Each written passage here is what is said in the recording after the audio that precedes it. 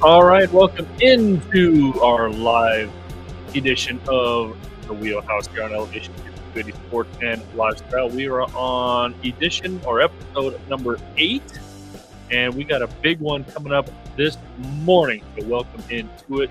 Matt Mascarenas, Mike Filling with you on this Sunday morning as always. Matt, how are you this morning? I'm doing well. I feel good. I got my coffee going. It's a little cool this morning though, but overall I am feeling pretty good. Pretty good. Yeah, we are one day away from already entering a new month, which, the end of July means NFL training camp, as we will get into that here pretty soon. And also tomorrow marks the MLB Trade Deadline, although I think they officially moved to August 1st. I think they were like, why July 31st? It's around tomorrow or Tuesday, one of the two, but there's already been a couple of big trades. The White Sox completely gave away their pitching rotation, and then we saw Max Scherzer on the move yesterday as well. That one was interesting, to say the least. We'll get into that, and we will see if the hometown, at least our hometown Colorado Rockies, stand pat, or should they sell off the farm as well. We hope ownership goes at the trade deadline as well. And don't forget, right behind me, hanging on the shelf there, is our Jamal Murray jersey giveaway. Be the 15th person to like and share this video that you are watching right now, and you will be the winner. And it has the NBA Finals patch on the back. It is a size 52, which in, I guess, official sizing charts, it is an extra large, but these white ones do run a little small, so keep that in mind as well. And don't forget to follow and like all of our social media as well. We are on everything on Twitter at 5280 Sports Radio, and on Instagram you can follow everything. And we are also on Facebook, as you may be watching live right now on Facebook, and on YouTube as well. YouTube and Twitter are the same. Keep it a little easy at 5280 Sports Radio, so keep that in mind as well. So, Matt, it is NFL training camp, and at least locally here in Denver, we got maybe some new beef going on with your old homeboy, Denver's old homeboy, Nathaniel Hackett. Sean Payton saying some pretty interesting things the other day, Matt, saying it might have been the absolute worst coaching job in NFL history. Everything that they did last year, we are doing the opposite. And Robert Saleh, the head coach of the Jets, responds and say, hate away. And the Jets come into Denver, Matt, week 5. Yep. So there's going to be some extra juices flowing for that one. Nathaniel Hackett is not going to get one cheer. He will be rained down upon with boos. Mm-hmm. I'm guaranteeing it right now. Yep. And I do like Robert Saleh, and I guess all he could really say was, hey, hate away. Do you want some haterade? There's going to be an interesting game in Denver.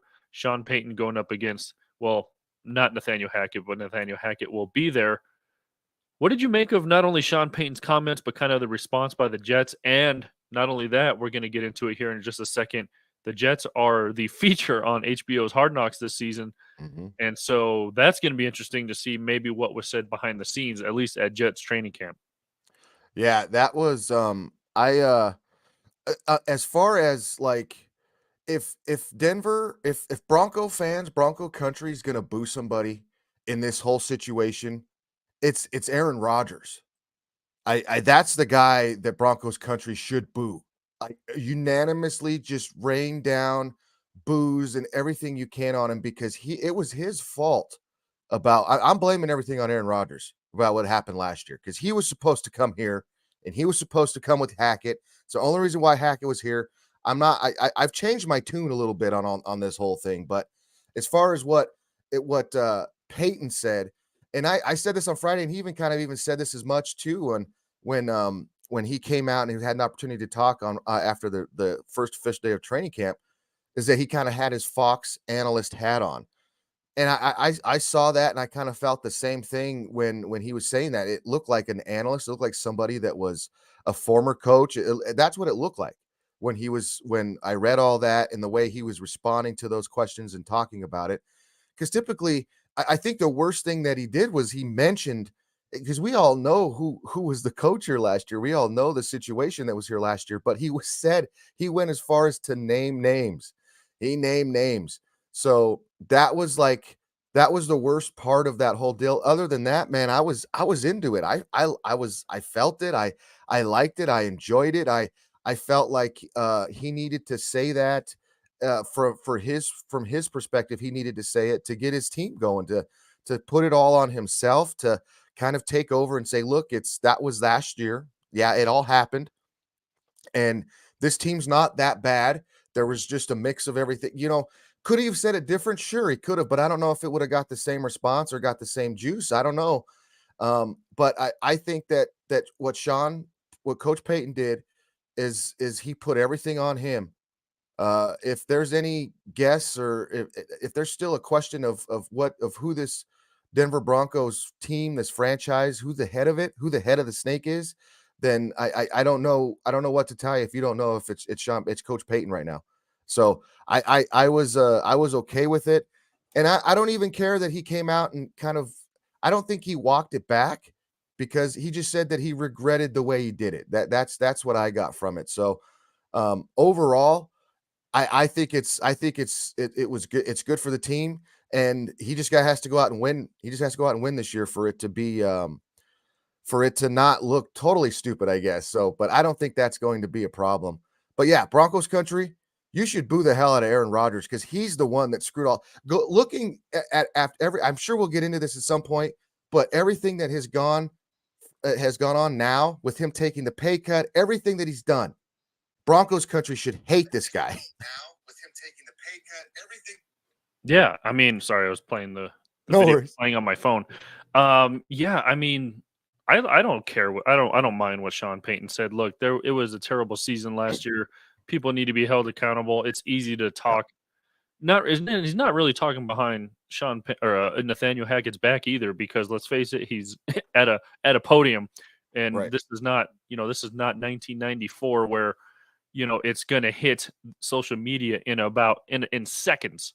So whatever coaches say, especially when you're talking crap about past coaches or former coaches or current head coaches, wherever they are, it's going to get around in seconds. And I'm sure minutes after Sean Payton said what he said, Nathaniel Hackett heard about it. And there's always these. Speaking of Hard Knocks, they always say, don't read the papers. What papers, by the way? Right. Don't get on social media. Don't listen to the news. Whatever. These guys do all that. Let's face it. Whoever says, "Oh, I'm not on," there are obviously guys who, like for example, Nikola Jokic, got rid of his social media because he said it was a waste of time. Which, in his case, I believe, because he's just not about that life. And there are guys who pause their account or delete the app off their phone during the season, Mhm. but as soon as the season's over, they re-download it or whatever, they get back on, and then they see what they see. But I really don't believe people who say, I don't listen to what people say. I don't listen to what fans are saying. I I think a lot of that is BS. And for coaches to say what Sean Payton said, I don't care, because not only does it put a chip on the guys who are here's shoulder, Right. it's gonna at least fire up Nathaniel Hackett to a point where I don't know. Like, how does a coach respond to that? How does a coach get fired up? He says, I'm gonna call these plays better or something. It's just because a player can go out there and actually make a difference in the game. Right. But what is Nathaniel Hackett going to do in response? Just call play? Is he even going to be? He's going to be calling the offense, right? Or is that Salah? Or he more of a defensive guy, Salah? Or I don't know what the situation is. And I guess we'll find out during Hard Knocks. We'll find out, but Aaron Rodgers is there, and Yeah. Do they need a play caller? that's it right there. Like, Aaron Rodgers was there when the whole reason why Hackett got the head coaching job in the first place. So it's it's we don't know. Like you said it right there.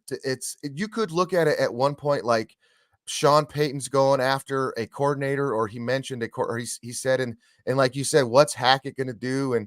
and I really don't know. I don't know. And Robert Saleh even said kind of too, in a sense, where he said that, the haterade and all that stuff. But he also said too that Sean Payton, he's been in this league for a long time. He can say things like that. He can say things. He can do that. And then we're just going to keep doing what we're doing here. And I think Robert Saleh has that right mindset. But the Jets overall, they have a tough road ahead of them this season. You've got freaking Aaron Rodgers there. Yeah. Everybody's excited about that. But coming from me, a Packers fan, I'm a huge fan of Aaron Rodgers. I'm a huge fan of the Packers. I'm really excited about this Packers season going forward. I'm excited as I've been about a Packers season in a while. But I know what you're getting with this guy. You got Hard Knocks there. He doesn't want anything to do with Hard Knocks there. He doesn't want anything to do with the cameras following him around unless he's at a Taylor Swift concert on the golf course. That's the only place he can have cameras following him around. He doesn't want any of that there. He's got young guys that he's going to have to work with, that he's going to have to get involved with. Yeah, he's got Randall Cobb there, Lazard's there. I can't remember who else that he's recruited to go there. Dalvin Cook might go there now. So that team, Robert Saleh, I think, has a lot more, I guess, bigger fish to fry, I guess, so to speak, than what Sean Payton has said. So I think overall, and even that game coming up, if those two teams, if New York's not a winning team or the Broncos are struggling, I mean, I don't know. I think that game's I think all this stuff's gonna be forgotten about by the time that comes around. So I'm really curious as to how that all shakes out for them. And with the Jets in particular, they got a tough season. They got a tough first part of the season in particular to get through this Hard Knocks BS. Yeah, and it like I said, week 5, the Jets roll into Denver, so that's going to be an interesting game. And like you said, Hard Knocks is going to be interesting. Do you first of all, do you watch Hard Knocks, or at least are you going to watch at least this Hard Knocks coming up? Because now they have two Hard Knocks. They have the Right. training camp edition, and then they have a mid season or in season, excuse me, Hard Knocks edition. So last year was the Detroit Lions training camp, and then Mhm. it was the Colts that they followed in season. So I'm assuming they get a lot of views, a lot of subscribers to that because they're Yeah. adding the in season, which is awesome because then you get to follow a team actually during the regular season. See what they're doing in the season. So and Matt Ryan was eventually benched for the Right. Indianapolis Colts last season. So that was an interesting move that the Colts made. Speaking of the Colts, yesterday, Jonathan Taylor, the All-Pro running back, requested. Did you see what Jim Irsay said? He said, We're not trading Jonathan, not now, not in October, not ever." So I don't know Did what that didn't means. Didn't when I read that on Twitter, and I don't know if you got the same thing, but I felt like because they met, Jonathan Taylor met with Jim Irsay, and then he announces he's asking for a trade, and then Irsay came out with that, and it all went back to, how we love The Office, how when Michael Scott just stands up in the office and I declare bankruptcy, and it was the same feeling, like Jonathan Taylor's requesting a trade, and at the worst time possible, right? Nobody's going to trade for this guy right now. There's absolutely no way anybody's going to trade for him. And then Jim Irsay comes out and says, "There's no way we're trading you, dude." So it's just the running backs as a whole this season, they look horrible. Whatever they're doing, however they're coming out, and however they're not going about it the right way. I don't know what the right way is for them, but it's embarrassing. Jonathan Taylor looks embarrassing. And I knew right off the bat, you see Twitter just fill up with everybody, should the Broncos go get him? And everybody's going crazy trying to trade for him. And it's like they don't understand the what it's going to take to acquire that guy, number one, and number two, that team's not even going to trade him. You can't just come out and say you're going to be traded, and that Yeah, means you're going to be traded. This isn't the NBA. you can't just declare it. You gotta go through the Right. you gotta go Right. through the proper channels, which he has no control over. No Obviously, he control over. can't trade Right. himself.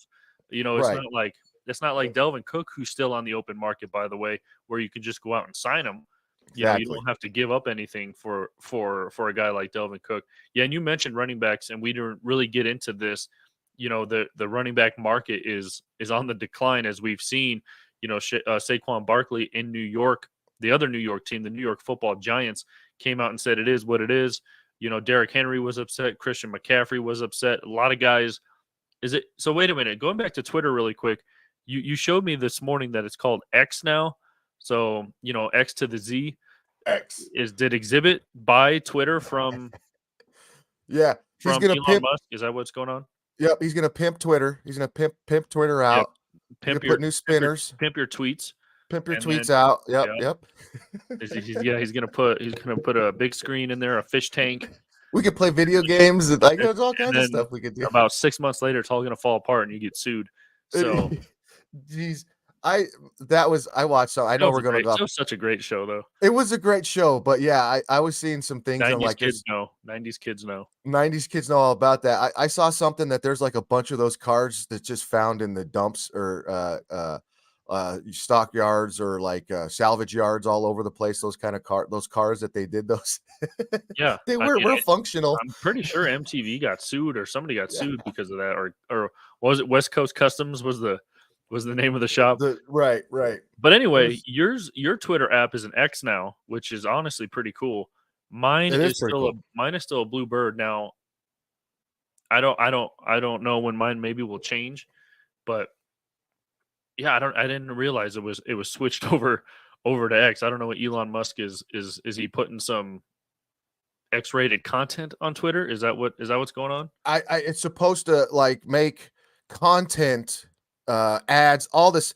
This is supposed to be the new YouTube, the new Instagram, the new TikTok, however you want to look at it. This is what it's supposed to be. That's what it's supposed to be like, I believe. Interesting. Well, I don't know if you've hopped on the other social media bandwagon that is Threads, the new Twitter-like social media platform that Instagram rolled out, or Facebook or Meta. There's so much crap, Matt. I'm on Threads just because it kind of automatically put me on there. But Elevation 5280 Sports and Lifestyle is not on Threads yet, so keep that in mind. I haven't gone there yet. I haven't got on that yet. I haven't even checked that out. It's just too much. It's just so overwhelming. But my question was, instead of tweeting now, is it called Xing? Are you going to re-exit? Is that what re-exit? I don't know. It's gonna take a while for me to not call it Twitter. And there's some people too, the stand up for whatever they're standing up for on Twitter. I'm still gonna call it Twitter. You can't get me to call it X. Like, okay, I don't care. I don't think it matters. You're still using the app, dude. Yeah, look at Facebook. They changed their name to Meta, and nobody calls it. I've never heard one person call it Meta. Yeah, it's going to be interesting, dude. It's going to be interesting. So you got Exhibit running Twitter now. You got Meta World Peace running Facebook. It's all going to be, and the metaverse and multiverse and those two are supposed to fight too. They're supposed to have a UFC fight. Musk and Zuckerberg are supposed to have some kind of a MMA battle or some stuff. Whoever wins the supremacy of the social media world. And that would be an interesting fight, though. I have you seen Zuckerberg though? He's been in the gym. I don't know if he's literally UFC training. He's training. He's involved. He's getting black belts or blue belt, or was it blue belt? Or I saw he just got something. I don't know what Elon's doing, but he's flying to space. So I don't know which is more important: training for a UFC fight or sending Teslas to space. I don't know what's more important. I think Elon's like a Russian mobster, like you take off when it's ready to, when he shows up to the fight, he comes out in a suit and then he stands up, he walks into the octagon and he takes off his shirt and he's just tatted. He's like got those Russian prison. I'm not saying he's Russian, but I'm just saying he's got like those tattoos all over him and he looks menacing and scary and he just whoops the crap out of Zuckerberg. That's probably what happens. There it is. And that's all he needs. He's got the Russian gangster tattoos. That's he's good to go. Yeah, that's already intimidating for Zuckerberg. So we got on off a whole nother tangent about social media and Zuckerberg and Elon Musk fighting. I forgot where we were. The Jets are going to be interesting though, because the whole Hard Knocks thing, a lot of teams don't like, showing what's behind closed doors. They get not a brand new head coach. It'll be Salah's second year in New York. Nathaniel Hackett's obviously first year. Aaron Rodgers just got traded there, so it's going to be fascinating to watch. that training camp, especially, like I said, behind closed doors. And so, yeah, I'm excited for Hard Knocks coming up here. I'm assuming in a couple weeks before the season gets started, and the whole new beef. I guess I don't know if you really call it beef now between the Broncos and Jets. Obviously, when the Jets come into Denver, that's going to be a crazy environment. You know, and kind of what Frank Clark said at training Yeah. camp yesterday. The newly acquired Frank Clark for the Denver Broncos. Beef and rivalry has to be competitive. And he's been on the Chiefs the last couple years where the Broncos are 0-15 against the Chiefs, or 0-16. It's got to be an even number, right? Yeah. Maybe it is 0-15. I don't know. But 15, I think. yeah, 0-15 against the Kansas City Chiefs, their last 15 meetings since Peyton Manning was the quarterback of the Denver Broncos. That's the last time the Broncos have beaten the Kansas City Chiefs. So beef and rivalries, I guess it has to be competitive. And not only has the Broncos and Jets not been competitive, and they really don't really have that rivalry, different divisions, stuff like that. But what Sean Payton says is definitely going to cause a stir coming in week 5 as the Jets visit the Denver Broncos. Uh, I just I'm looking at that whole what Frank Clark said right there was real quick on that. I'm gonna touch. I To have that kind of dude in the locker room, that mindset, that is huge for this football team. To get told that, like, I don't know if that was the message last season. I don't know if those were the messages. Like, we don't know what kind of messages were going out to these guys in that locker room, because they were trying so hard to win football games, to find out who the hell the quarterback was, and all that, like those things like that. So it could have been like saying that there could have been the message like, we're still the Broncos, we're still the former Super Bowl champs, we're still blah blah blah blah blah, and then to get the message of, we didn't, from a guy that was over there, we didn't think of y'all as it was just another game.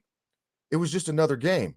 And you can't even call that is I know there's people trying to say that, well, it's been a rivalry. It's been a rivalry for the last, nobody cares about what it was like 20, 30 years ago. We're talking about what it's been in the past 6 seasons, like you mentioned, after Peyton Manning left. No, the Chiefs, the Broncos have been irrelevant to the Chiefs. The Chiefs have been looking at the Bills finally, and at the Bengals as teams that they can't even look in their own division. The Chargers suck. The Raiders, we don't know what the hell the Raiders are going to do. So yeah, it's good. That's a good message. That's a good person to have in the locker room, to be like, hey, I don't know what you guys were thinking, but we could care less when we come play. It was a W. Like, we look at it as another game. We just got to come here. You guys are coming here, whatever. Even though you could say those Chiefs games have been kind of competitive the past 2 seasons. We know they were competitive last year a little bit, outside of a BS OPI call. The Broncos could have made that game a little bit more interesting. So yeah, it's great to have a look like that in the locker room. I really think that's going to benefit this team. Yeah, so we'll see what happens coming up, not only in preseason, but in the regular season. And I'm looking forward to watching Aaron Rodgers hand out mushrooms in the Jets locker room on Hard Knocks.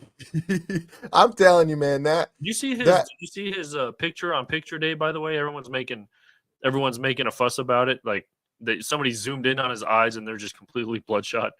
he always looks like that, man. Like, that dude, he looks like he's always stoned. Like, that's just Well, and he the might way. be. He might be. He might be in some way, shape, or form. Yeah. I mean, that's what when you got the Jets, like, it's what Robert Salas did last season to keep that team together. They were decimated by injuries. Injuries killed that football team last year. And to keep that team together, to keep them vibing. And then you go this year. I felt like, in my opinion, it was a bad move to get that guy there, but they had to do something. They had to do something to get Jets fans excited, to get them going, or to make that team, because they felt like that team was right there. They probably feel like the Denver Broncos did a couple seasons ago. We're just a quarterback away, guys. We're just a quarterback away. When in reality, there could be more than that. There could be more there to that. So the Jets, it's a tough road ahead of them. That division, the AFC East, you know, I talked about it last Monday, and I'm going to get more into it as we get going on really, you know, conference breakdowns, and I'm sure we'll get into conference breakdowns on this show as well. But that AFC East, it's tough. It's you got the Bills, the Dolphins, and in my opinion, I think the Patriots are going to have a bounce back season. I think the getting an offensive coordinator in there that's done it before, and then having the same things that Bill Belichick is there going to have the same Patriot way. I think that's going to be a different football team, and we'll see, man. We'll see how long it takes before Aaron Rodgers gets pissed at his young guys or gets mad because nobody's, you know, listening to him in the huddle. I don't know whatever Aaron Rodgers would get pissed off about at this point. So, but there's that chance, man. There's that chance that you're taking with number 12. He took a big pay cut now. Like the big pay cut that guy took, and I'm not even going to be mad Packer fan. Like, why couldn't you do that with us? The situation was different. So it's going to be very, very interesting with this Jets football team this year. I think that they're on it's a good team to have on Hard Knocks, because what they don't want to do and they don't want to show, that's going to show up there. Like, they're not going to show people getting cut. Did you see that too, Mike?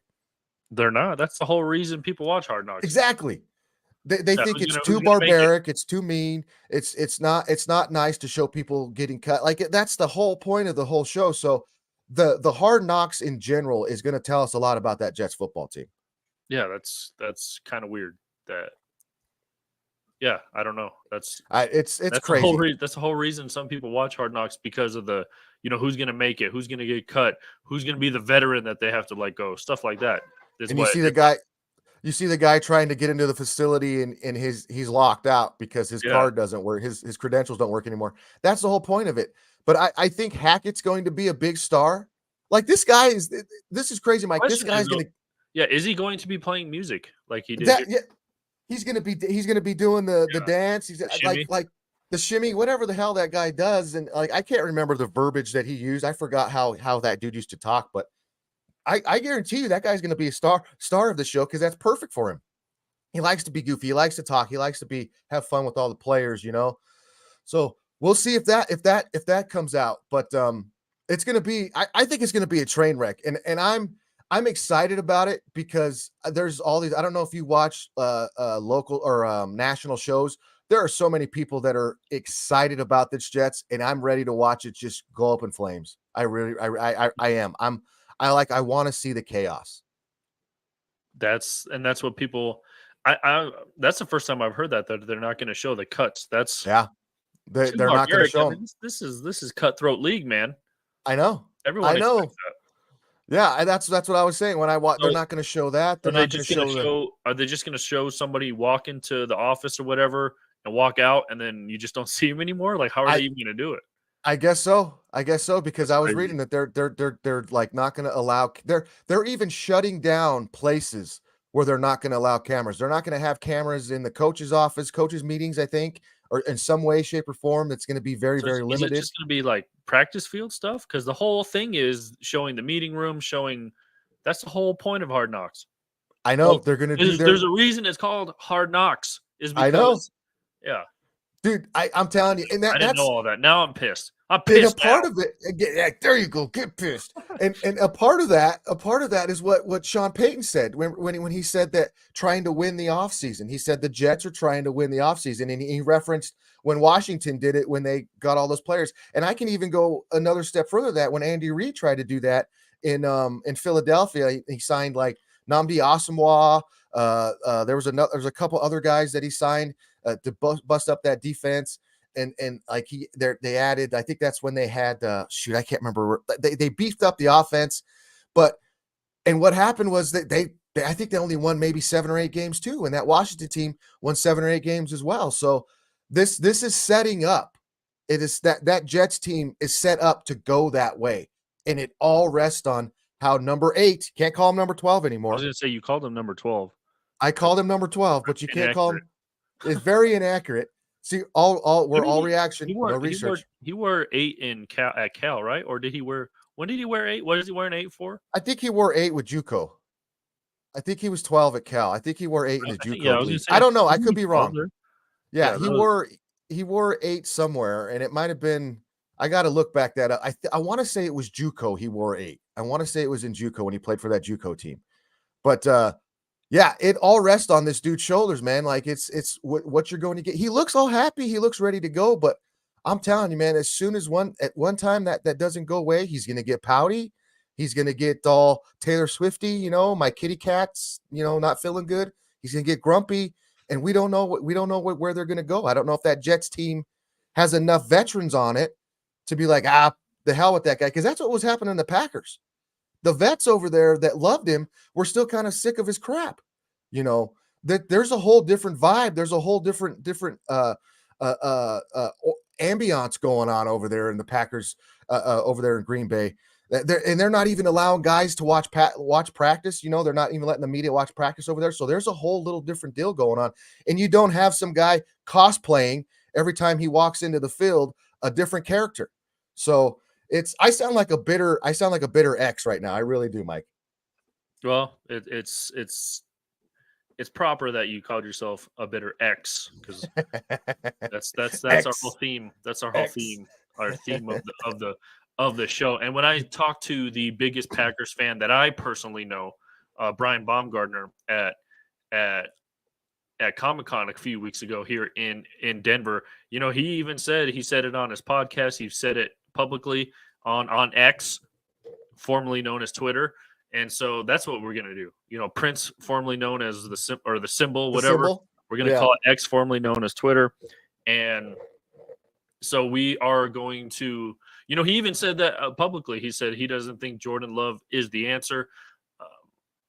This is not only we talked about the Jets a lot, for the Packers, they're going to have an interesting. Is there a Matt Flynn type on the Packers who can come out and ball and take his job just like he did in Seattle, and then he got that big deal with Seattle, and then Russell Wilson ended up beating him out. Is there a situation? Who is Jordan Love's backup? Do you know that by chance? Have you seen the depth chart, all reaction, zero research? All reactions. I should know this. I should know who the backup quarterback is, but it's kind of like a situation where. That's what I'm saying. It's obviously not important because it doesn't matter. Jordan Love is going to be the guy. If he was in flux of being the starter for the Packers this year, so this will be his third or fourth season sitting. So he sat how many years? I want to say he only sat 2 years, right? Maybe 2. It could be 3. So this will be his third year. Yes, this will be this will be his 4th year in the organization, and he sat behind Rodgers for 3 seasons, because when he was drafted, that's when kind of Rodgers started to do the whiny stuff, and then he MVP'd. So next season, Rodgers will be on the Vikings, and Jordan will be balling out for the Packers. And if it goes that way, the whole Brett Favre trajectory we're on track for it. We're on track for it. We definitely are. I mean, Rodgers sat behind Favre for a lot of years, and now, we're on the same. They're keeping pace of what history says. What Packers grow up to be Jet quarterbacks, and then they retire as Vikings. That's I guess that's the way it goes. Yeah, you go to the AFC for a year, try it out, see what happens. Try it out. And then you find out you can't beat the Patriots, and then you go to the Vikings, back to your old division, and the rest is history. So that's I don't know what Kirk Cousins is going to do. He's just going to have to either retire, ask for a trade, or play so terribly to be released so he can make room for Aaron Rodgers. I'm sorry, Kirk Cousins, but you're gonna be out of there. Good luck. That the quarterback show was fun, but you're out of here now. Yeah. Like so Jordan Love, I'm extremely optimistic. He had two games where he came in for Rodgers. Rodgers was hurt. You got the Philly game. There was the KC game, and he's throwing some dimes. He's looking good. He's being himself. And Rodgers even sent him a text too this week and said, "Hey, dude, just be yourself." So I think Rodgers wants him to succeed. I think Rodgers wants those guys, his old buddies over there, to be good and succeed.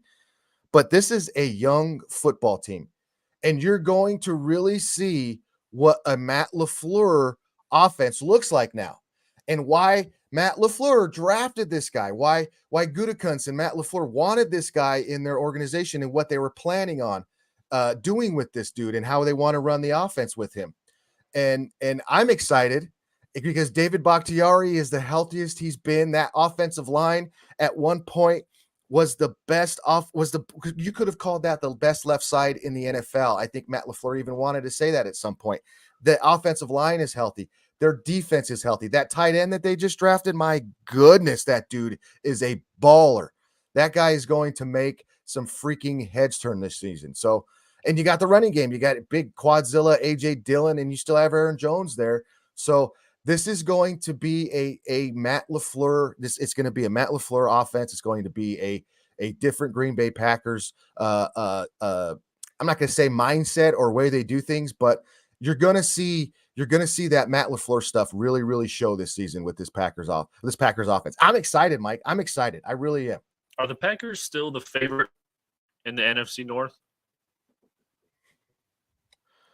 Man, because we poke fun, but you have the Vikings, who's been there the last couple of seasons. Kirk Cousins just can't get that monkey off his back, whether it's proceeding in the playoffs. I think the last time that they made it to an NFC Championship game was it the Case Keenum play to Stephon Diggs to beat the Saints, and they moved on to the NFC title game, and then they lost in that game, but. Are they still I mean, obviously the Bears are still rebuilding, reworking things with Justin Fields. He'll probably have a better year. They got a better offensive line now, so hopefully he's not running for his life. And Detroit, they had a better season, I want to say. I like Dan Campbell there. Jared Goff had a decent year, his first year in Detroit. So or was it second year, whatever. And so there's going to be a fight for that NFC North. But personally, I think it's still kind of the Vikings to lose, I want to say. But where do the Packers fit in with that NFC North group? Because are they better than the Bears and Justin Fields? Because let's face it, we look at the quarterbacks when we look at football teams. It all hinges on the quarterback. Right. Who's better out of those four? Jared Goff, Kirk Cousins, Justin Fields, or Jordan Love? We don't know what Jordan Love looks like yet. You just hit it right there. You hit it right there on the head, and that's where I was going to go with it.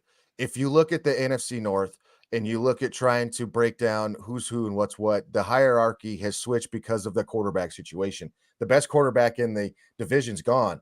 So you have to look at Kirk Cousins and what they did do last season and how they did play the Packers, how they did kind of dominate the season. And you can look at what the Packers going into they lost to the Lions when they needed to win, and they lost to the Lions. So yeah, with not knowing exactly what you're being optimistic is one thing, but not knowing exactly what you're going to get and waiting to see approach. Yeah, I wouldn't put the Packers up there as being the taste of them yet, but the Minnesota Vikings still are, in my opinion, because you do have Kirk Cousins. He is the best quarterback in the division right now.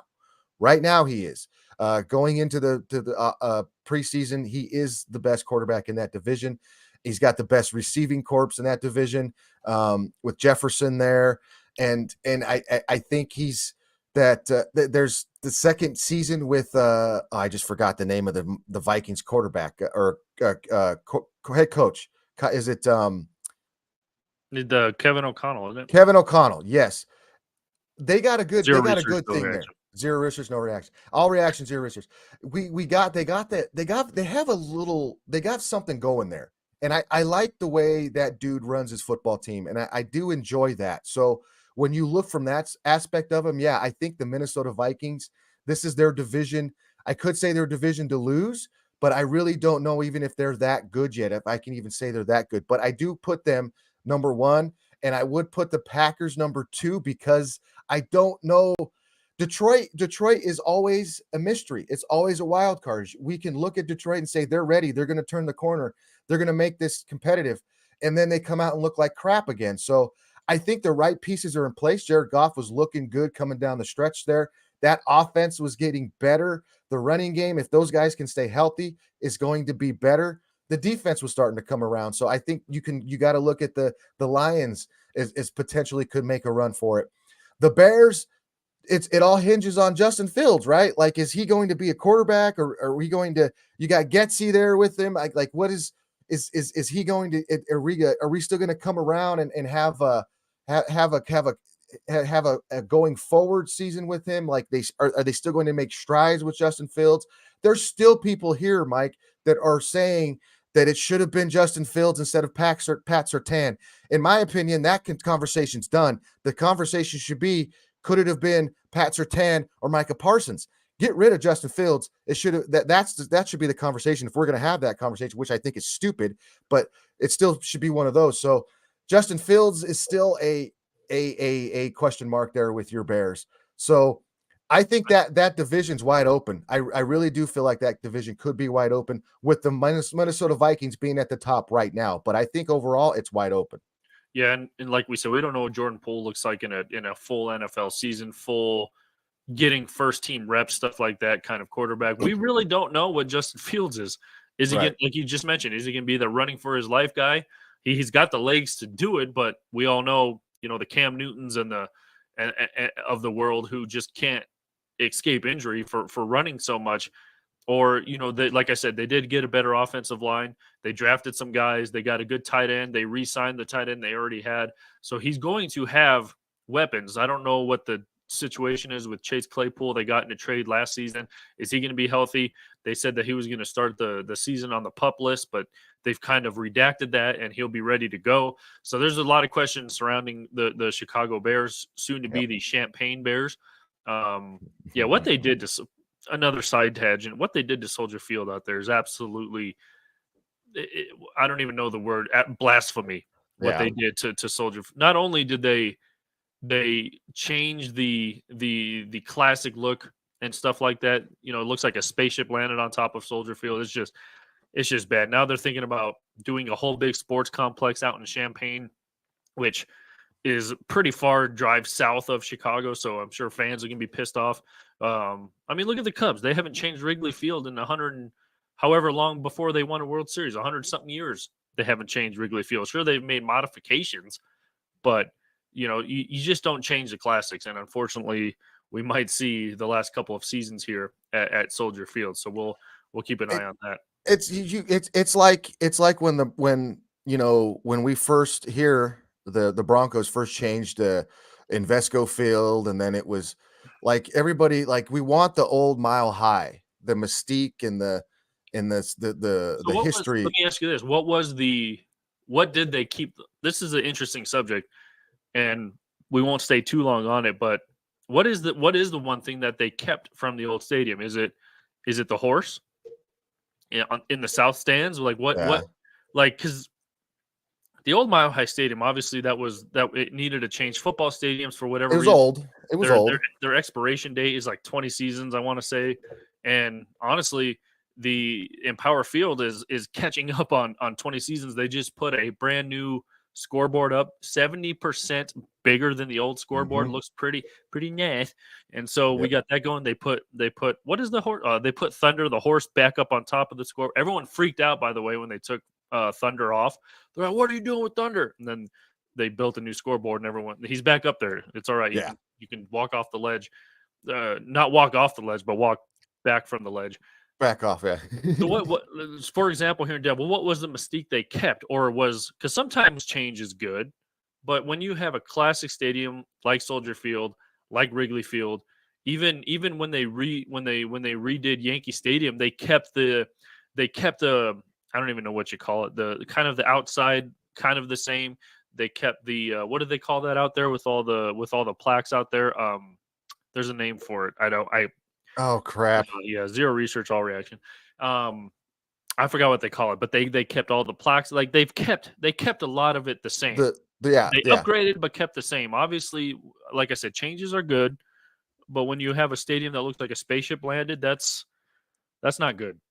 So what was the mystique that old Mile High moved over to this Mile High? Nothing. There wasn't. Is Thunder the only one they kept? I think that's the only thing, and that's why I think, if you look back at there hasn't been really a home. I haven't felt like there has been a hometown advantage or a home stadium or however you want to call that since that. Since they got rid of it, that's the only mystique thing that they kept. Everything else was brand new. And the biggest thing, and I know I remember back when they did that, and because it was, what was it, 2005 that they did, or 2002? 2001 it opened. 2001 it opened. Because I remember McCaffrey broke his leg that night against the Giants, wasn't it? I feel like it was something Yeah, like it was that. one of those first games. Well, it was right off the One of bat, the but first home games. I remember I was hoping that they would keep some semblance of the South Stands. That was the most Denver Bronco thing, mile high experience, mile high mystique thing that they could have done is they could have kept some semblance of the way that they had the South Stands because that nobody wanted to go there. I was not allowed as a kid to sit in the South Stands. I was not allowed to go around the South Stands because it was so freaking dangerous. It was so crazy. People were out of their minds in the South Stands. It was Especially Raider games. Those were dangerous. Yes, especially Raider games. I remember I was a big fan of Joe Montana, right? And Jerry Rice and all those guys because I became a fan of football players before I really got into the teams. And I had a 49ers hat on, and it was crazy. So on one hand, some woman lifted up her shirt for me, and I was a kid. This is South Stands, right? As So one does. Yep. at the one same time, somebody lifted up their shirt for me, and at the other time, somebody was throwing popcorn, nachos, whatever you want at me. I don't know how old I was, but I was a kid. So South Stands were absolutely insane.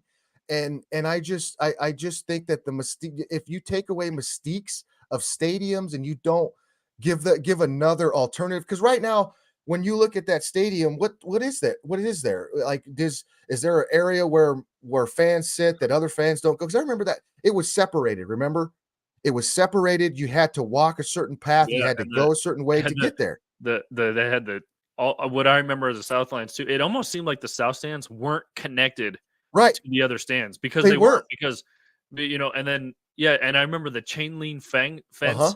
that was you had to follow along to get to the South On the stands. Yep. So I guess the only thing that they moved, and this isn't really Mystique, but the only thing they moved from Old Mile High to Empower, I guess, is Thunder and the Ring of Fame. And In the those Ring of Fame. and again those I mean that's you're gonna move those anyway because Thunder's Right. classic, he's always there.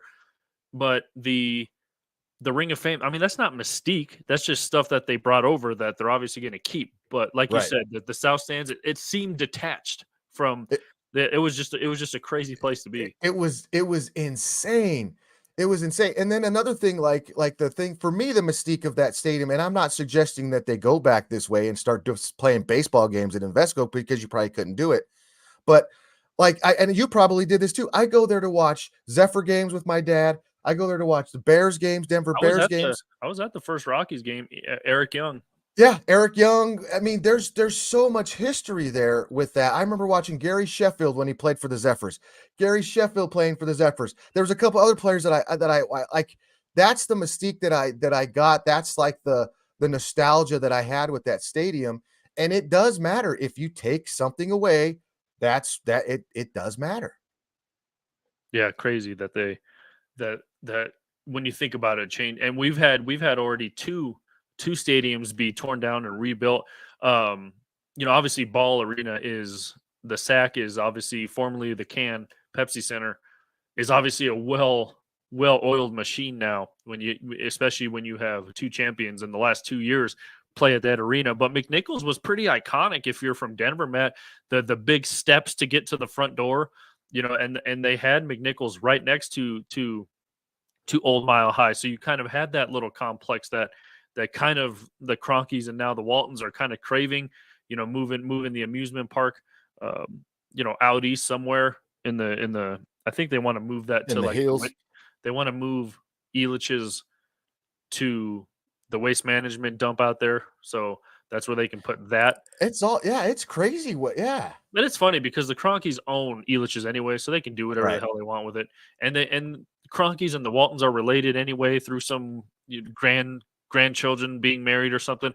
So I mean, I'm surprised there's not some underground tunnel already linking up Empower Field with Ball Arena anyway. But they do want to make some kind of complex. So, but if you remember back in the day, McNichols was right next to Mhm. Old Mile High. So you Yep. kind of already had that the iconic stairs going up. Google it if you don't know what I'm talking about. If you're Yep. not from Denver, then you obviously don't know what we're talking about. So, You walk up to the yeah. God, see that stuff's nostalgic, man. That stuff, Ball, I I mean, love that. I love Ball Arena. They did a good job of getting them a new stadium, aka Mhm. Jabba the Hutt's palace. So you have that, and yeah, I remember going to Nuggets games in the mid to late '90s, Yep. and seeing the old burgundy and white jerseys, the Nick Van Exel and Antonio Mhm. McDyess days. Yep. And do you remember too, like, going from and I think right now our most mystique or nostalgic or whatever stadium that we have here It's is sad to Coors. say. I was gonna say it's sad to say it's Coors Yeah, Field. it's Coors Field. Like, I have so many nostalgic memories about that place now, and walking up because when I had season or like a third season tickets or half season tickets, I would buy. I remember parking on the other side and walking up the street. Like, there's so many things I remember from that, and like, yeah, that's the most. And we have a dog butt baseball franchise, so and Yeah, that's what kind of sucks. But yeah, I mean those memories, and because I used to watch and even the Denver Coliseum, like, I don't know how many had I'd go watch, Globetrotters over there. I'd go watch, wrestling events, wrestling shows were over there, the Denver Coliseum that's just kind of down the road, as the crow flies. So that whole little area, that whole little district, it's like stadium district or however you wanna call it. They could have done something very, very cool with that. yeah, and that I guess that's considered Rhino now. I don't know if they Is that label is that what it's called now? Did they yeah, change that? I don't know if it's attached to the Coliseum. Did you ever go to a Cutthroats game, by the way? Yeah. Yeah, Yeah, yeah, I did. those are actually pretty fun. They were fun as I wanna hell, say man. They're something else yeah. there. Maybe I've been to a Cutthroats game, but there was something else that was happening there, and I don't remember now. But Yeah. yeah, those were good old memories. And then speaking of dog butt baseball teams, it's our perfect transition as we we'll get into obviously more football as the season goes. We'll transition into fantasy football as well. So all that's coming up here in just a couple of short weeks. But the MLB trade deadline is either today, is either tomorrow or Tuesday. I don't know if they officially changed it to August 1st, but so it seemed like a whole bunch of pitchers have already been on the move.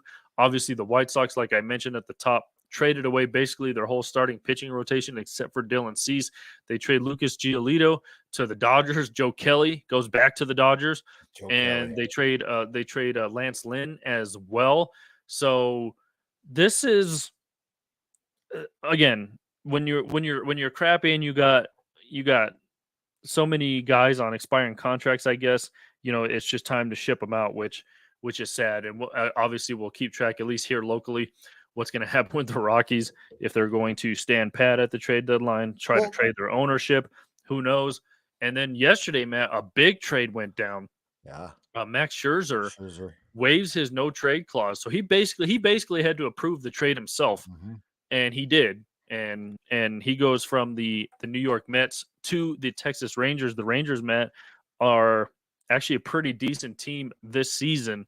As well, I mean, if you look at their division, you got the Oakland A's who are absolutely terrible. Although they just beat the crap out of the Rockies yesterday. They're 30-76. The Rockies right now are 40-64. So Rockies aren't even the worst team in the league right now. So I guess they have that going for them. St. Louis is doing pretty terrible. Nolan Arenado's name has been mentioned in trade talks as well. So we'll see if he is on the D move. How about this, Matt? The New York Yankees are at last place in the American League East, Mhm. and they're 55-49. They would be in first place in the American League Central. The Minnesota Twins are 54-22. That is just crazy to me. But the White Sox are 43-63. There's no way they're going to climb out of that. So they make a couple of moves, trade some pitchers. Lance Lynn is on his way out as well, and Max Scherzer. So it seems right now the pitching market is up because everyone's trading for pitchers or pitchers are getting dumped. So we will see what happens with that. But I mean, so far there's been a little bit of rumblings in the MLB trade world.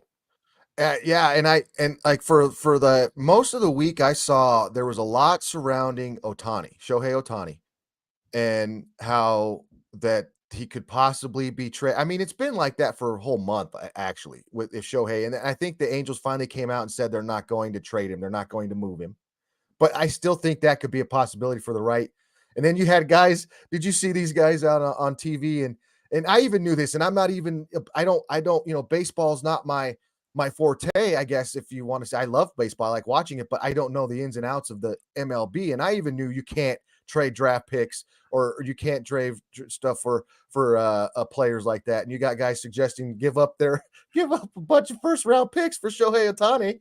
So there's Shohei Ohtani had people going crazy. And did you see this, Mike?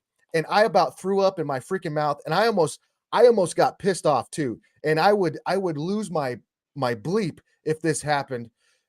Nolan Arenado, there was talks of him going to the Dodgers. Did you hear this? Yeah. What did you think of? And I know they've been squashed since then, because I know St. Louis now they want to build around him. They're going to build young guys around. Well, that's what the Rockies promised them too. But but that's what I'm saying. It's like, wait a minute here. What are we doing? What are you doing, Nolan? Nolan's starting to look like a real jackass. He could have been a jackass and we just didn't really know it, but he's starting to look like a real jackass right now. I don't really even blame the Rockies for trading him. I think that was all Nolan Arenado wanting out. He's pretty soon, man, he's going to be the equivalent of Kevin Durant in baseball. I was going to say James Harden. But Kevin, either one of them. One of the two, yeah, exactly. And I heard he's going to go. I'm like, oh yeah, of course. Baby Arenado's going to go back to where his hometown team, where he wants to play. Of course, he's going to get the opportunity to go there. Of course, he gets the opportunity to go there. And by the way, I want to make a correction. Lucas Giolito was traded to the Angels, so maybe that's why. I mean, he was the number one, at least the ace they call it. You know, the number one slotted rotation guy for starting pitchers for the White Sox. So we'll see where he ends up. Lance Lynn, Joe Kelly go to the Dodgers, and then they trade Kendall Graveman, a pretty good reliever, to the Houston Astros, and then the White Sox got back the number one catching prospect last year, I think, in Corey Lee. Klay Thompson's brother, Trace Thompson, goes to the White Sox, part of that Lance Lynn, Joe Kelly deal. So at least we'll have a three-point shooter in Chicago now. And so Splash. One of the is he considered a Splash brother by marriage? By blood?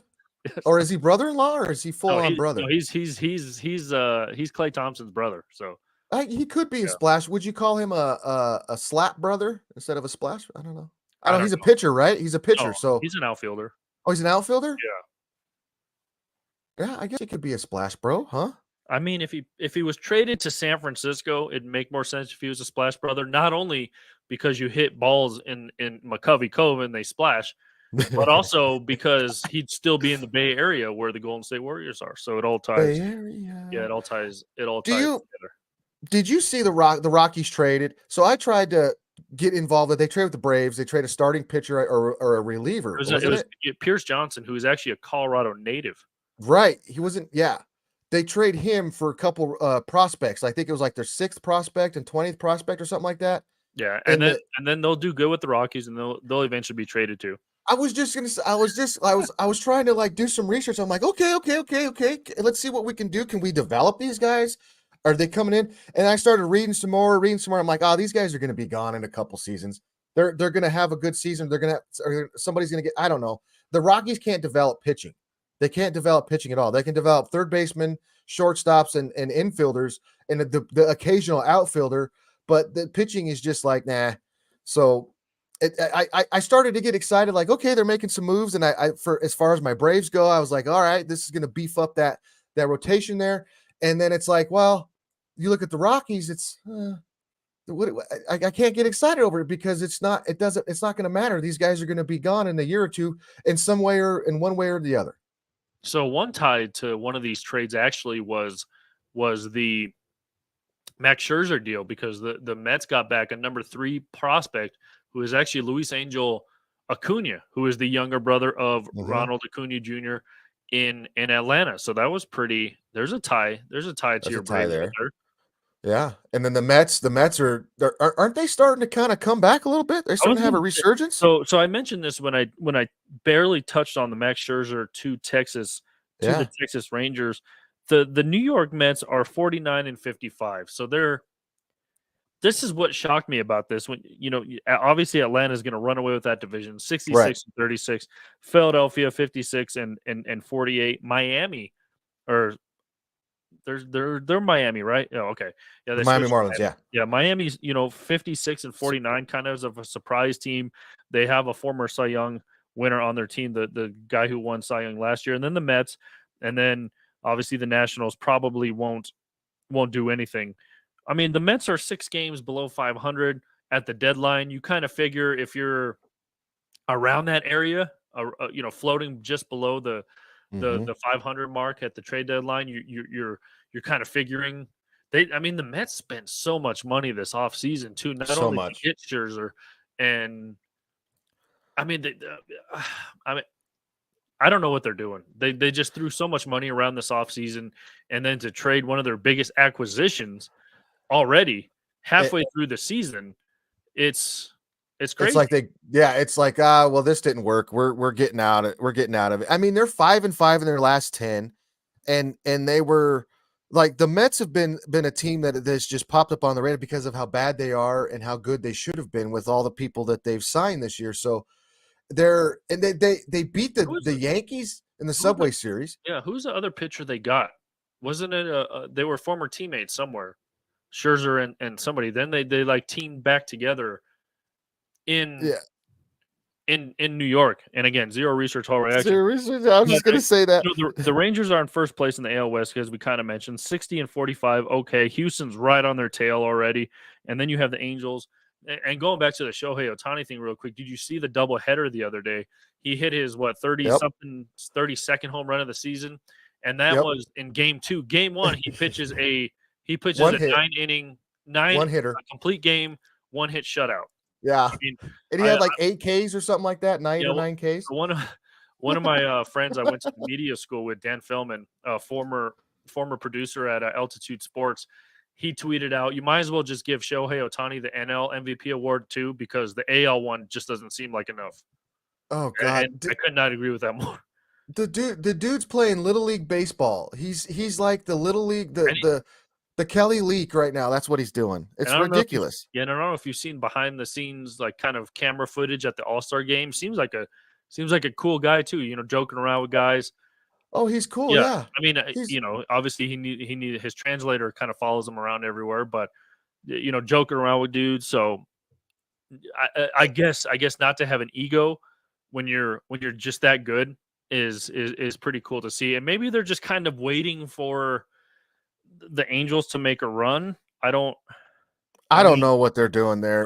so you look at the wild card, the Angels are 5 games back of the wild card. So, and remember now there's 3 wild card spots now. So you have Mhm. that extra spot to get in. There used to only be 2, and they changed that a couple years ago. Right now, Tampa Bay, Houston, Toronto fill that American League wild card spots as it sits right now. San Francisco, Philadelphia, Cincinnati making a run. They are the 3 teams in the National League wild card as it sits right now. So maybe the Angels waiting for some pitching. Again, maybe Giolito will kind of bolster that rotation for the Anaheim Angel Republic of California, Los Angeles. So we will see what they do. But I mean, honestly, Lucas Giolito and Shohei Ohtani at the top of that rotation, and you always forget to put Ohtani in that pitching rotation because he's such a unicorn. He does also pitch every 4 or 5 days, Yeah. And he DH'd. He was in the DH slot. which And I you would know, I would almost put him in the DH spot every time because yeah. you don't want him to get hurt in the field. Exactly. Exactly. Exactly. Oh man.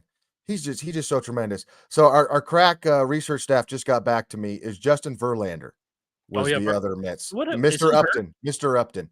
I think he's hurt. I dude, that dude when I was like, They were teammates in Detroit. That's right. yeah. Yeah. So yeah, there it is. Boom. Justin Verlander. See, I haven't heard his name all season. He won Cy Young last year somehow at like 40 years old. Yeah. MLB's crazy somehow. Yeah, pitchers are one of those positions now where not only do you not have to be in shape, but you can stretch it to about 40, 42 years old Mhm. now. I mean, look at Bartolo Colon. He pitched for like 20 He years, he weighed 300 pounds. and didn't he just retire? Or didn't somebody just A couple retire? years ago, yeah. Well, no, there was And somebody he I was just still hitting dingers too. he was still hitting bombs, right? There was So somebody that I could have sworn I saw that just retired and said they were done, and it was like somebody that was around forever.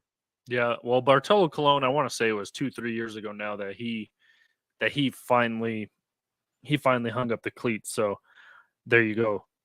So trade deadline once again, whether it's tomorrow or Tuesday, we're not really sure. It used to be July 31st, but It everyone's used to saying be. August 1st now. Whatever. The next 2 days, we'll see how many moves are made. In the midnight hours, as they say. So that's going to be interesting. And I don't know. I don't know what the Rockies will do. Some of these last place teams who covet some of these guys. Who was the shortstop for the Guardians? I guess their name is now that the Mets got. Francisco Lindor. They spent a lot of Yeah. money. They spent a lot of money on him to get him to New York. So there's been a lot of money thrown around by the New York Mets, and they're just. I guess They're not I guess it's they're not not they're not standing for it. showing for it. It's Yeah. not nothing's showing for it. And So I, then where's that picture, Thor, sound, I oh, can't Noah forget. Syndergaard. I think No, he's on the Angels.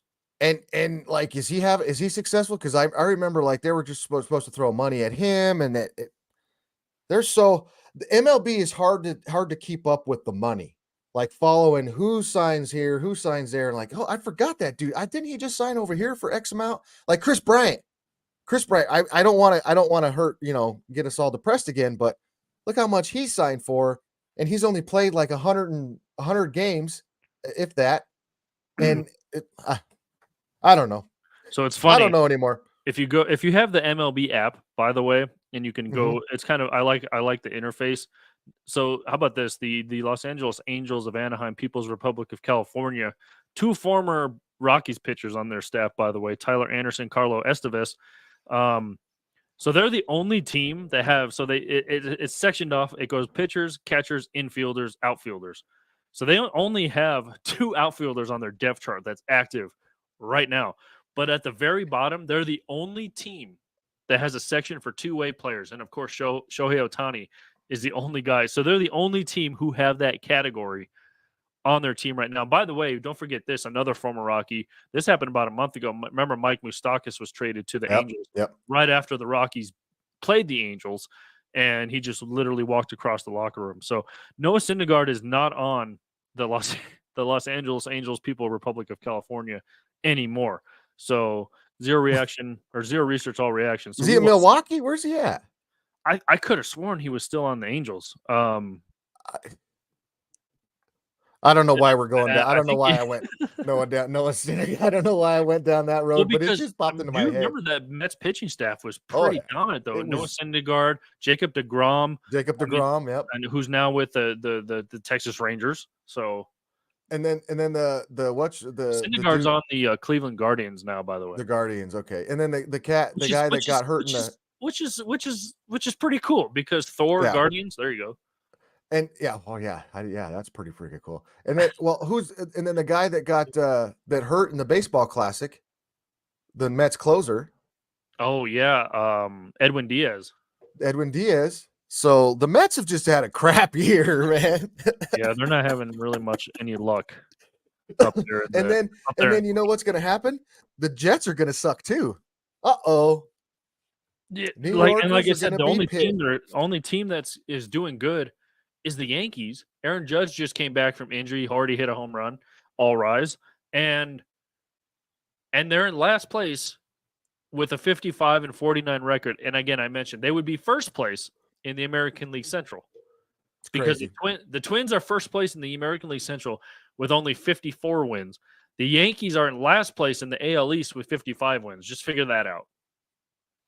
I didn't know there would be math involved. I was told there would be no math. So Speaking of the Rockies, I mean Randall Grichuk has been hitting homers since he's gotten back from injury.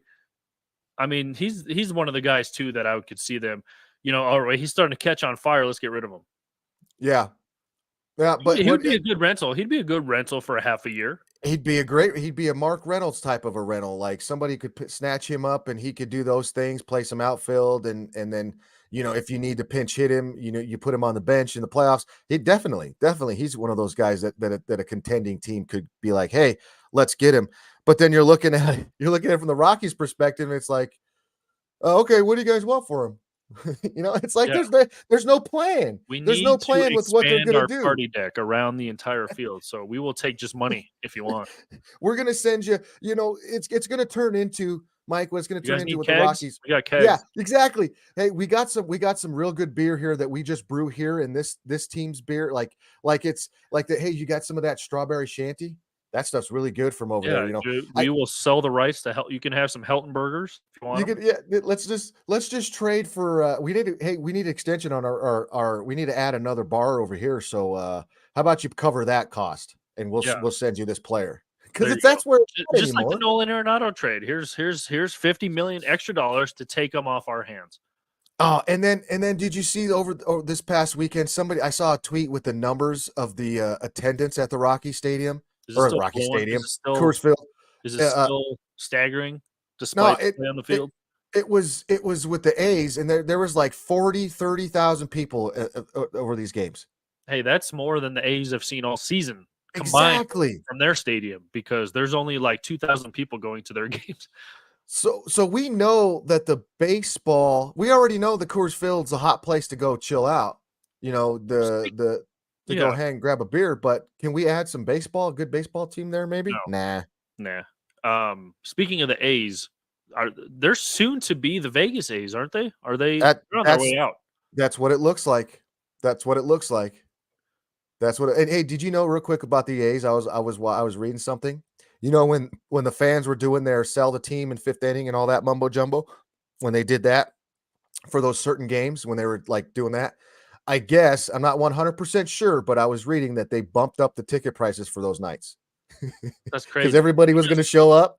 Because I saw that they were literally giving, so they had a 10 game package to go to 10 games for $100 because nobody's going to Wow. the games because they're Wow. playing in a football stadium. They're not They're going to playing a ever, they're no. never going to fill that stadium. Do you remember Yeah. though, like the old Raider games?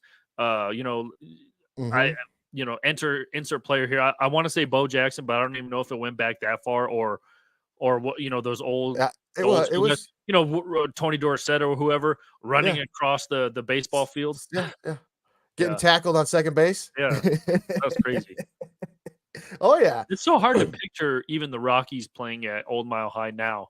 Not only because Old Mile High is torn down, but just to picture a football stadium as a baseball stadium. Because mostly nowadays everyone has their own place, Right. minus the basketball and hockey. They usually share an arena, depending on if you're Florida, the Panthers have their own arena. They don't have to play, and they're way out in Sunrise, so they're not really even close to Miami. They're just kind of out in the middle of nowhere. Yeah. Sunrise, nice area, by the way. But yeah, like the Miami Heat have their own place. Like they don't have to worry about anybody. The Dolphins have their own place. So minus some of those, I guess, bigger states, California, mostly it's actually it's Staples Center, whatever it's called now, The crypto. crypto, but I think it's going back to something. I think the crypto's going away, Well, yeah, like the naming. everyone's kind of suspect on crypto nowadays. Yeah. But I mean that arena hosts three players, and you're in LA or three Yeah. players, three teams. 3 You have teams. the Clippers, the Lakers, and the LA Kings. So you would figure being in LA, someone would have their own by now. I think the Clippers are getting their own, aren't I they? think they are too. That's what I heard. They're getting their own because they're sick of being the JV squad for the Lakers Hey, varsity. win a title. Win a title and have players that are healthy and play. Yeah. That's sakes. Although I was watching Podcast P the other night, Paul George, his podcast, pretty good though. Yeah, I mean, it's a good one. Yeah, I'm really shocked that a lot of these players not only have podcasts but join podcasts because there's so much it seems like there's so much information that they release that we're probably not supposed to know. Especially That's like why. the Yeah. Big Fur Yeah. and who was I just watching that was on there? I forgot who it was. But I mean some of the stuff that these guys say you're like I don't know if he should have said that.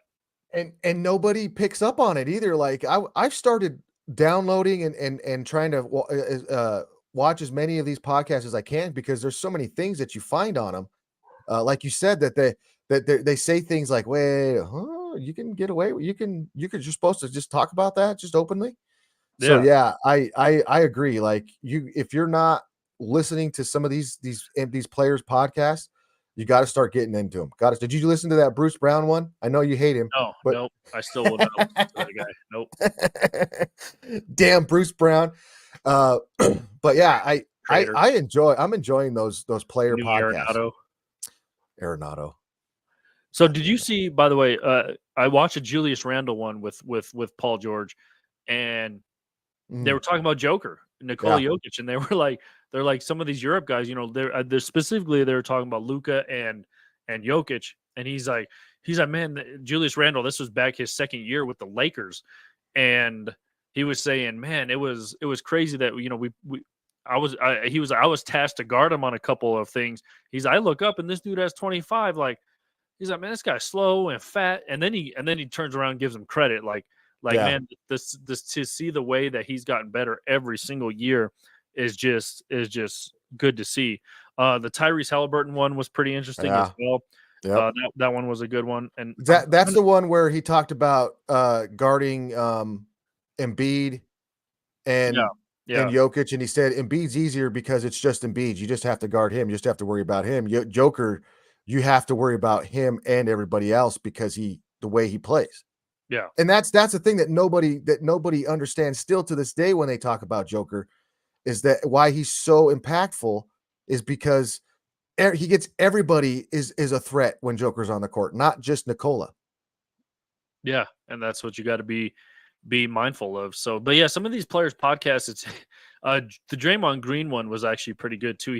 He had Draymond Green on, and he kind of talked about what it was like, acquiring Chris Paul.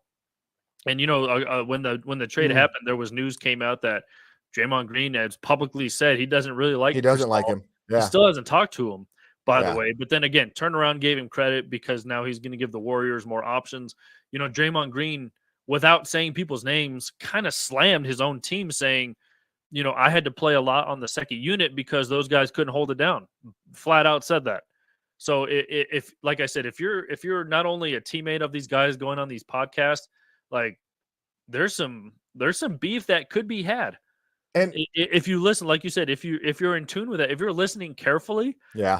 and I'm just a you know basketball fan listening, and I catch on to those. So if you're one of these guys' teammates listening and catching on to that, they brought up Jordan Poole, obviously the whole punch and stuff like that. He didn't really slam Jordan Poole, but he said Chris Paul, whether he comes off the bench or starts, is at least there might be an anchor for that second unit. And he Right. said that teams kind of figured out the way the Warriors score last season. And he said, Chris Paul gives them that extra kind of new thing that other teams may not be looking for, especially playing the Warriors. So, not only did he slam basically his team, but then he gave Chris Paul credit, and he's aired out that he doesn't really like Chris Paul. Still hasn't even talked to him.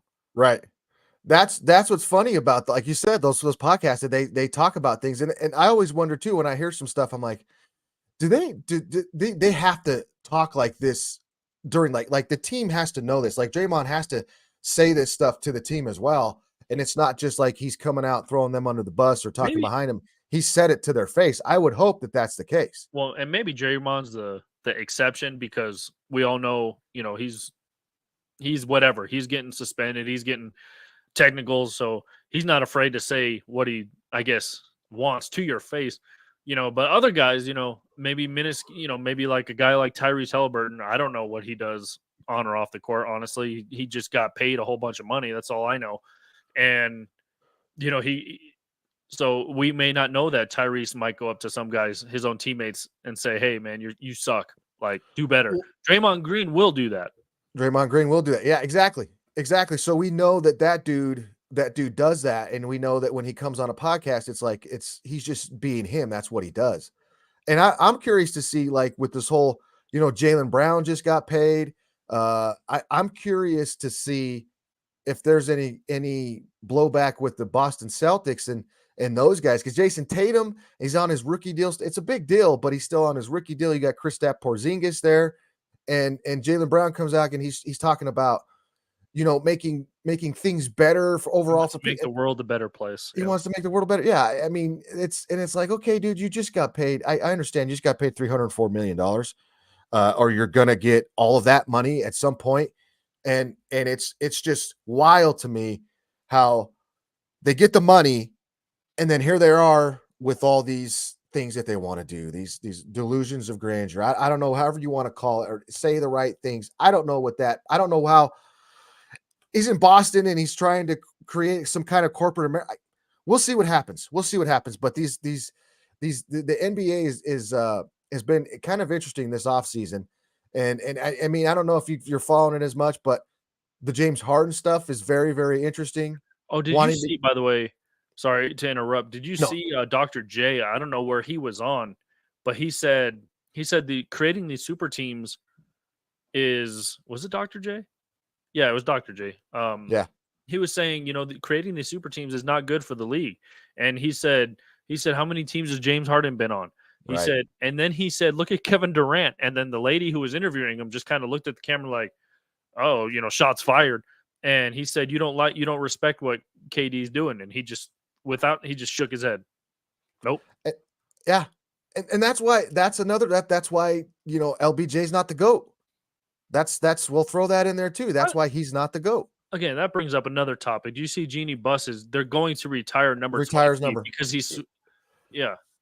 I was like, when I heard that, I'm like, come on. Are they going to retire 6 also? Because retire all, yeah. Come on. Aren't they going to, I guess, unofficially retire number 6 in the league? Everyone wore the patch last year for Bill Russell, but I feel like that was going to be the and it should be. They should retire 23 too, if you ask me. Just ask that. Should they universally retire? Yes. Who? I guess this is another interesting topic. Is there a Jackie Robinson like number that should be retired in the NBA? 23. You don't think 6? Because we'll say okay, yeah, we'll go 6 and 23. I mean, sad to say, but usually this kind of happens when people pass away. Yeah. When if and God forbid Jordan passes away, is that when they'll pull the trigger on it? And not only retire his number throughout the league, Matt, do you think that if, again, God forbid Jordan passes away, does he become the new logo of the NBA? Yeah. Because let's face it, these alternate jerseys, these city edition jerseys, whatever, I mean, they have the Jordan logo on them because the Jumpman logo. I mean, does that become the NBA logo? Or I think so, and there's nothing wrong with it. In my opinion, there's nothing wrong with it. Jerry West is a dog, though. He may not like that. He's a dog, and he's a wolf.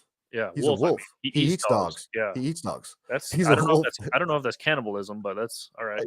In the wild, wolves eat whatever the hell they want. They are in the same family. They are canid. Is it dire wolf though? He's a big dire wolf. Dire wolves are huge. They are huge. Yeah. See, so he would probably that might be a different species. I mean, it's the same line, but it might be. I think you got to. I would even now. This is why I would retire Jordan's jersey in the league right now. What about Kobe? I mean, Isn't his already retired? Not throughout the league. I thought they did it throughout the league, or they should. I mean, a lot of people who were wearing his 2 numbers, 8 and 24. A lot of people are not wearing them because of that. Yeah, and I think the same way should be for Michael Jordan. I think the same thing should be for Michael Jordan because it would avoid. LeBron just said he's not wearing 6 anymore because of respect for Bill Russell, but he's going to 23. But he's going to 23, which is just what? Okay, that's again to avoid all. I really hope. By the way, Anthony Davis is like doing because remember he took number 6 to give Anthony Davis 23 back. Yep. And Anthony Davis is like, no, I'm cool with 3. And LeBron's just like, I don't know what number to pick. Like, dude, just pick one. Just like teams, pick one team, dude. Just pick one team. That's why, dude. It's like there's so many things why there's so many checks against why he's not the GOAT, and this is just one of them. If he was the GOAT, he'd say, I'm not going to wear 6. I'm not going to wear 23. What is he? I'm going to wear 92. I mean, just come out with a stupid dude, make your own, and then people start wearing 92. Like that's what he's never done his own stuff. It's never been his own. It's always been somebody else's. And that's why like that's one of the biggest reasons why I can't stand the dude. He comes out as a person in the NBA. As a person, I don't know him outside the NBA. I'm sure he looks like a good, I don't know. But it's just like it's all it's like it's not clicking in his head that Michael Jordan was no 23 and he made 23 before you did. Bill Russell made 6 before you did. Why do you keep wearing these dudes' numbers and then all of a sudden you never made your own nothing? Number 8 is famous because of Kobe Bryant. Number 24 is famous because of Kobe Bryant. I mean, 24 might be famous for another reason too. Didn't somebody else wear 24? Wasn't there a reason why Kobe switched from 8 to 24? I thought I he don't remember switched that. because that was his dad's number. Oh, okay. Maybe that was it. But those numbers He was 8, I think, because he was the 8th pick in the draft. Right. That's why he was 8. So you should, I mean, make your own number, LBJ. Make your own number, Bron. I mean, I know, thoughts and prayers to him and his family, what they're going through with Bronny. That's terrifying. You don't want to deal with that with your kid ever. But it's just like going forward, just do your own thing already, man. Do your own thing already. And maybe that's why Anthony Davis is like, nah, I'm not going back to 23. I'll stick with number 3, and then only showing up every other day. That's every third day. He wears number 3 because he plays every third day. Yeah, only even number games. I'm gonna get double doubles. I can't wait for the NBA to start up again because this season is going to be drama laden. Whenever we play the Lakers, it's going to be drama laden, man. I mean, I hate to say it, but the Lakers got so much better this offseason. I agree with you too, and I think the Nuggets are going to be better with their youth. I mean, yeah, you know, Payton Watson is able to play a full 48 minutes if he wanted to. LeBron James, Anthony Davis can't do that anymore. No, they can't. They're way too, they're way too old. But Austin Reeves is going to be a monster this year, and I think Zeke Naji is going to be a monster for the Nuggets this year. Oh, that's what I'm forecasting. Did you? Another good podcast, another good thing to watch is Up in Smoke, or is it Up in Smoke? Whatever the Smoke podcast is with Matt Barnes and Steven Jackson. Another great one too. And Gilbert Arenas' podcast is good too. Have you listened to that one? And now Kevin Garnett has one now. Yep. The big ticket. So, but yeah, I mean the is it Up in Smoke? I want to say it is. It's all the smoke. I think all the either way. All the smoke. They smoke. That's all I know. It's all about smoke. Yeah, they had Austin Reeves on that one. That was a good interview as well. And I like that dude. I'm a fan of that dude. Kind of behind the scenes with Austin Reeves, he could have been drafted. I think he said the Detroit Pistons called and said, we want to draft you, and he was just kind of like, no, because he knew he could sign at least with the Lakers and make a name for himself, which he has now. So and we know when he re-signed with the Lakers, I was kind of baffled. Like it seemed like he could have got a lot more somewhere else, but you know, this is an example where betting on yourself pays off, and Austin Reeves did that. Yeah. It could have been drafted. Yeah. I mean, man, that dude, what that dude did in that season, like I said, I still stand on it to this day. If he was shooting those shots instead of LeBron James, I think that game would have been different. I'm just saying, because that dude has ice, and he reminds me of he's got a little bit of Larry in him, and I'm not saying just because he's a white guy, but he's got a little bit of that mentality in him. But he has a lot of Robert Horry too. There's some Robert Horry, big shot Bob in him. I think he can make those big shots, and he's going to make some big shots this year. Yeah, all the smoke, by the way, is all the smoke with Matt Barnes and Steven Jackson. Good, that's another good one too.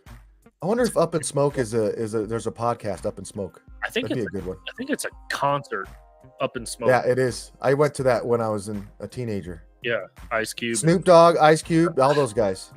Yeah, it all ties back to '90s hip hop. That's the greatest era of hip hop ever. Yeah, today's music sucks in my opinion. Garbage. It's garbage. Water trash. Garbage. Yeah. So, and I saw this meme the other day where it was speaking of Robert Horry, and it said like zero scoring titles, 0 MVPs, 0 Finals MVPs, 7 rings. He's got more rings than Jordan and LeBron, by the way. Oh, big shot, Bob. Big Great. shot, Bob.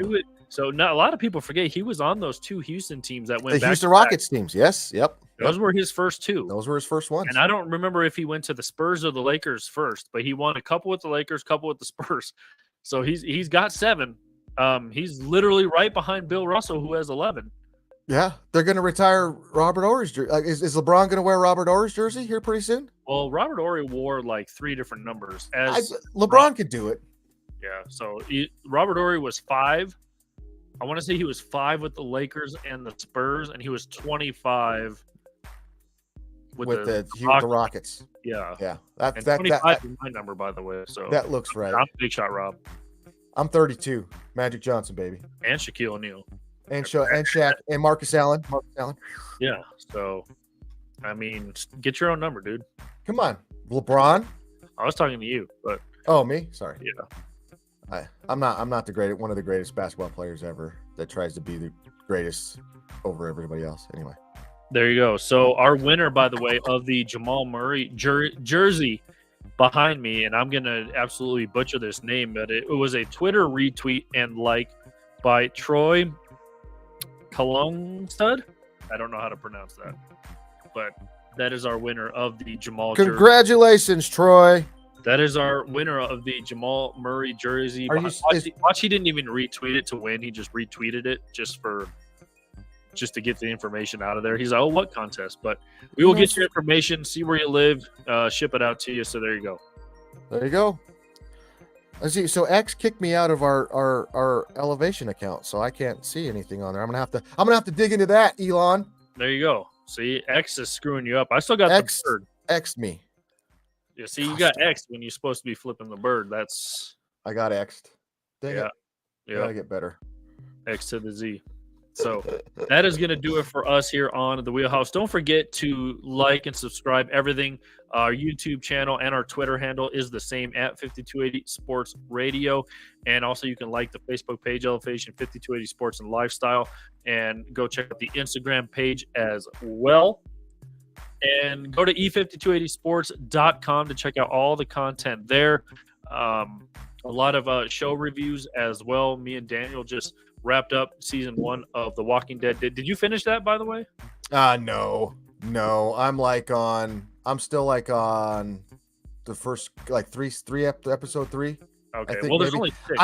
You're halfway there. Am I halfway there? Yeah. See, I got stuck on. I sent you a message. I got stuck on Twisted Metal. Yeah, I want to watch that now. I'm locked in, dude. If you played the game, you're gonna love it. You just drive around in a big ice cream truck. Yeah, it's all. I mean, there's throwbacks to the game. Like to start his car, he's got to go L1, R1, up down, up down. Like it's so freaking cool how he does that. There's all the characters. Yeah, speaking of old driving games, do you remember Crazy Taxi? Yeah. Oh man. Yeah. That was a fun game Dreamcast, too. By the way. Yeah. Oh yeah. But it's and the story's good too. There's a good there's some slow episodes, but the story's good. Yeah, and he's good. He's fat too. He's chunky in it. It's funny too because how does he go back to Captain America? That's what I'm saying. Like he does not look like a cat. He does not have. I don't know if it was CGI or nothing, but he's chubby in this one. He hasn't been the same since he lost that rap battle in 8 Mile. So I know, Papa Doc. Papa Doc. Your real name's Clarence. Yeah, Clarence his parents have a real good marriage. He went to private school, so that's where it all again all ties back 90s hip hop. That's let that go first. Yeah. Oh, when I got that movie, when I got it on DVD back when it came out, all I watched was the rap battles over and over again on the DVD. Yeah. R.I.P. Brittany Murphy too. By the way. R.I.P. Brittany Murphy. But that's good. Yeah, that was a good move. Great move. That's going to do it for us here. Once again, congratulations to Troy, who wins the Jamal Murray jersey that you see. I didn't do any justice hanging it up there, but it is stitched. It has the finals patch on the back. It is a size 52, which on the official Nike sizing charts is an extra large, but these white ones run just a tad small. So keep that in mind as well. Troy, we will get your information and ship it out to you. Yeah, again, you got X'd out of the account. We'll try to do some digging. We'll see. Get back in. If not, I'm just gonna. I got tattoos too. I'm gonna take my shirt off and go whoop Elon's ass. There you go. That's just what it's gonna do. Just see if you can do like a tag team wrestling event with Mark. With Zuck. So I'll do a run in. I got your back, Mark. Yeah. So there you go. That's for the third time. That's gonna do it for us here. I mean, just so many good topics come up. We just got to go on a little side road. It's crazy. It's crazy. I'll see you guys tomorrow. I'll be here with Short Sports. What is it called? What show do I do? I'll be here. Sports Shorts. 10:30. If I can go early, I'll go early. But 10:30 is usually the best time that I've been vibing on Monday, Wednesday, Fridays. I'll be here. Next week, we will hopefully have our good friend Nick Ferguson on to talk about NFL training camp. That's going to be fun. Specifically, the Broncos. He's tied in still with Denver Radio here, so we'll get his information. We'll also be giving away another jersey next week. It'll be a Christian Brown jersey, by the way. That one, too, has the finals patch on it, so stay tuned for that one as well. We may think of something more creative to give that one away. Maybe Nick can help us out with that one. So we will see. Hopefully we'll have him on next week to talk about NFL training camp, all this Jets and Broncos new beef, I guess you want to call it, and we will get his take on everything NFL as we approach. Matt, we're getting close to that kind of that, I want to say, October. Once October hits, Matt, we're going to have 4 sports playing at once because the NFL will be a couple months into their season. We will have basketball and hockey starting up, and then baseball will be in playoffs. Right. So October it's probably around October is where we get all 4 sports playing at the same time. Yep, and then and we got a lot of stuff coming down the pipe here too with us here. A lot of options for content and good stuff, man. Good stuff. I was watching pickleball the other day. Woo. I don't know, man. Yeah, have you got a paddle yet? Oh yeah. We got paddles. We get out there and smack the what is it called? Is it just called a pickleball? I don't know. It's got to be. It's got to have a name. Let's face it. Badminton has a weird name for the thing. Can we say that? Can we say that? Can we say the shuttlecock? That's just who thought of that name, by the way? I don't know, but pickleball was named after a dog. Come on. I told my son that. My son said, he goes, "Dad, we're playing badminton in school," and I was like, "Oh yeah, you guys smacking the shuttlecock around," and his eyes got this big, and he goes, "That's not what we call it. We call it a birdie." And I was like, "Oh, my bad." I've heard birdie before too. I guess that's the. Yeah, on X now you can say shuttlecock, but on Twitter you can only say birdie. You can only say birdie. I mean, it fits because it's X-rated and it's a bird. The old logo is a bird, so it fits. So. Oh boy. Yeah, we don't call it that, Dad. We don't call it that here no more. We're G'ing this place up. It's not rated R, Dad. So. Yeah, I've heard birdie. I think we used to call it a birdie too. Yeah, I want to say it was in freshman year that they did away with and they called it birdie, and they did away with the other one because I mean, adolescent boys are just going to have so much fun with that. Yeah. And why not? I mean, I want to do a deep dive on that, by the way. Who named that? We'll have that. Tune in to next week's episode. We'll have you the origins of shuttlecock. Yeah, and at least pickleball is named after a dog. So yeah, go read Aaron Preble's article on pickleball, by the way. Oh, it's awesome. It's awesome. Your news and information on that as well. So that, again, for the 4th or 5th time now, that is going to do it for us here on the Wheelhouse.